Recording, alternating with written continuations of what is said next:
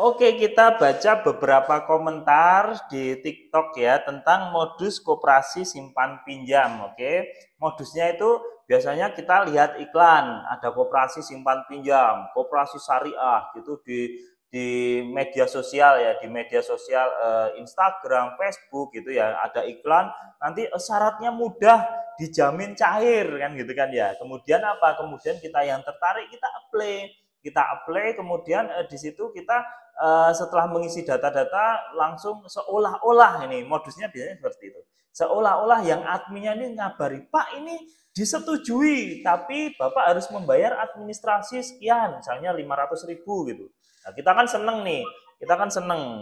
kan seneng terus akhirnya kita membayar biaya administrasi itu gitu loh. Setelah itu tiba-tiba si penipu ini yang ngaku orang koperasi ini telepon lagi, oh Pak ini ada karena ini besar karena 10 juta dan Bapak tidak ada jaminan apa-apa, maka sebentar lagi akan ada dihubungi oleh pihak OJK gitu. Kemudian ada telepon lagi atau WA dari yang mengatasnamakan OJK. Oh ini karena ini tidak ada jaminan maka diwajibkan membayar uang 500.000 lagi. Tapi nanti kalau sudah cair akan dikembalikan. Kalau hutangnya itu 10 juta nanti langsung otomatis kamu akan dapat transferan 10.500.000. Jadi nggak usah khawatir dari OJK. Wah kan nggak rugi kan, nanti kita langsung bayar. Kemudian tiba-tiba dari macam-macam.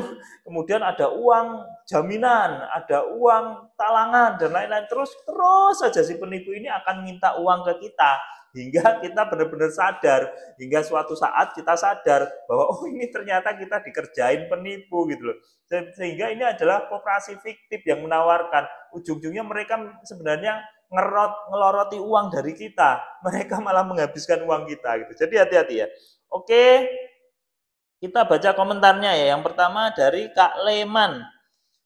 Nah, gak nyambung sih komentarnya, tapi kita baca. Kalau dukun menggandakan uang itu modus apa asli? Nah, ini ya teman-teman, yuk di kolom komentar kalau dukun menggandakan uang itu modus atau asli. Nah, udah 2023 loh, masa sih masih percaya dukun mengganda uang kan gitu kan ya. Kalau ada dukun mengganda uang, ngapain mereka buka praktek ya? Mereka buka praktek, itu gandakan sendiri mereka udah kaya raya. Terus kalau menggandakan uang kan nomor serinya ya gimana? Aduh, masih ada yang percaya ya di 2023 ini dukun pengganda uang. Yuk teman-teman, percaya nggak nih? Kemudian dari Kak Caya, pinjaman koperasi dicairkan oleh OJK. Wow, nah jadi ya namanya orang nggak tahu ya, namanya orang nggak tahu pas kita pinjam, kemudian ada penawaran koperasi simpan pinjam dengan bunga yang murah tanpa jaminan kan seneng lah. Jadinya nggak ngurus. Oh ini ada dari OJK minta dana talangan gitu ya, mereka harus percaya aja karena kepepet kebutuhan. Dan saya menyadari betul keadaan teman-teman karena saya pun juga pernah ngalami di kondisi terpuruk gitu ya, kondisi terpuruk banget gitu kan ya. Ketika kita sudah terpuruk itu akal kita itu biasanya tidak bisa, logika kita tidak bisa berpikir jernih. Makanya justru orang-orang ini dimanfaatkan oleh penipu. Nah, jahat kan penipu memanfaatkan orang-orang yang sebenarnya sedang dalam kesusahan. Nah, ini kan penipu ini kurang kurang ajar banget gitu loh ya. Orang susah malah dimanfaatkan. Ya, orang cari pinjaman itu kan karena susah. Karena mereka butuh uang, mendesak gitu loh. Sama penipu malah dimanfaatkan keadaan ini. Makanya hati-hati ya. Oke. Dari Kak Fitri ya. Nah betul Pak, marak penipuan ini Pak. Ya emang marak sekali, hati-hati ya. Kemudian dari Kak Rehai 90. Cara menghapus datanya bagaimana Kak? Karena saya sudah hapus, tapi katanya sudah disimpan. Ya nggak bisa.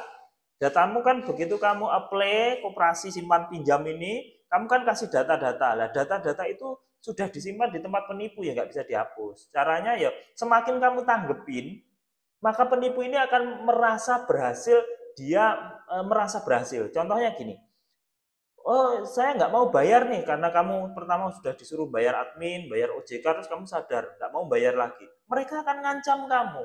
Mereka akan ngancam kamu, oh ini datamu akan kusebarkan. Oh ini kamu harus tetap bayar. Kamu saya laporkan ke polisi karena ini sudah ada tanda tangan kamu mengingkari. Kamu akan terus diancam.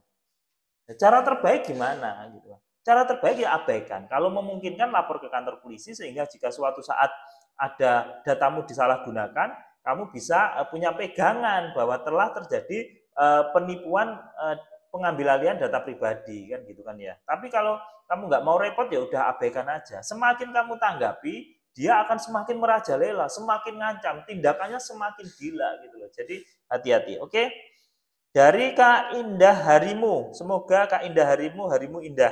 Oke Bapak, makasih infonya.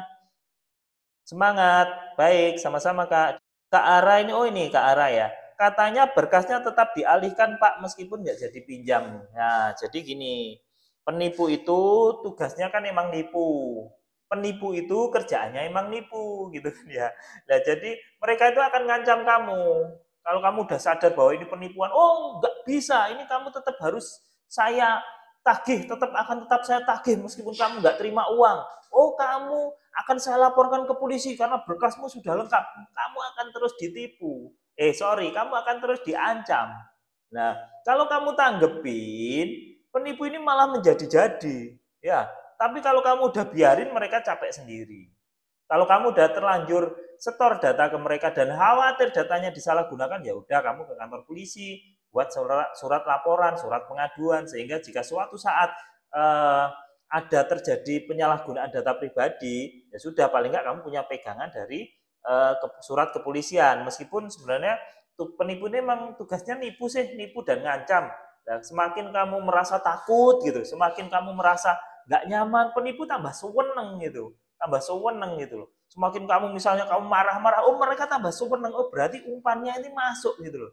Umpannya ini masuk. Jadi hati-hati ya teman-teman. Jadi intinya ketika kamu masuk di jebakan penipu ya, simpan poin pinjam online ini, jebakannya itu kan kamu disuruh bayar terus kalau kamu nggak mau memenuhi permintaan mereka, misalnya biaya admin, biaya OJK, kamu diancam akan dipolisikan lah karena sudah tanda tangan, diancam akan tetap harus bayar sehingga akan mendatangkan debt collector meskipun kamu nggak terima uangnya. Logika kamu gimana sih gitu? Masa kamu nggak terima uang, kamu tetap disuruh bayar, kan juga mungkin kan gitu kan ya. Masa kamu mengajukan pinjamanmu nggak cair tapi kamu disuruh bayar, logikanya gimana? Tapi namanya orang kalut itu ya kadang pikirannya nggak bisa jernih. Kadang ketika kita pas lagi stres, lagi kalut gitu kan, kita wah mikirnya macam-macam. Jadi dapat ancaman seperti itu tambah stres gitu. Kita tambah stres. Jadi hati-hati ya teman-teman.